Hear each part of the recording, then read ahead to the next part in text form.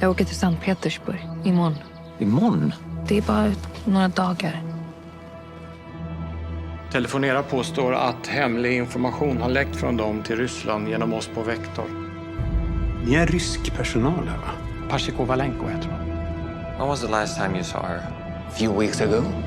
I need a driver for a couple of days.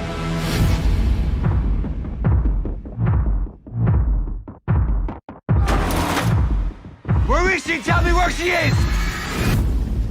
Так что я такого сделала? Макс Ангер. Это кто?